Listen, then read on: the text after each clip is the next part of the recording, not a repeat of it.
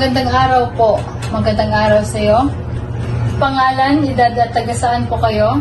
Aaron G. Elliot, 19 years old. Lower Iwanan Poblacion, Compostela City. Ano ang mga paghahanda na inyong ginawa noong nalaman mo na may paparating na bagyo?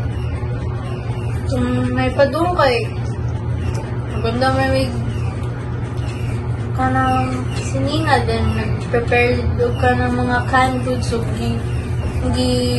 gilahi idaan ng kanang mga important documents para ma-save sila. Noong nalalasa ang bagyong Tino, ano ang pangyayari na inyong naranasan?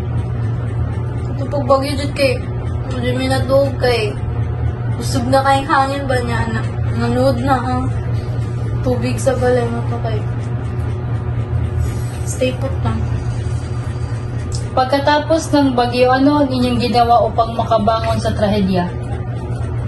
After kay nanipila rin sa kanang gamay na tubig na nanood ato sinsula ramang kay damit sa mong balay.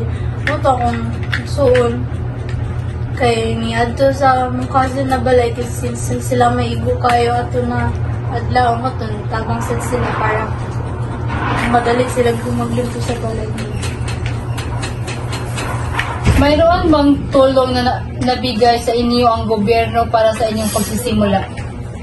Makareceive niya ato sa DSWD na relief goods ug sa school ni Arwin sa city.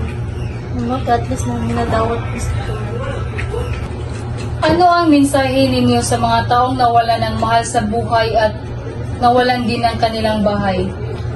Condolence sa katunawadag mga kanang relatives o kanang loved ones and maragyak bangon hantod sa normal and Ano ang aral na inyong nakuha pagkatapos ng bagyo?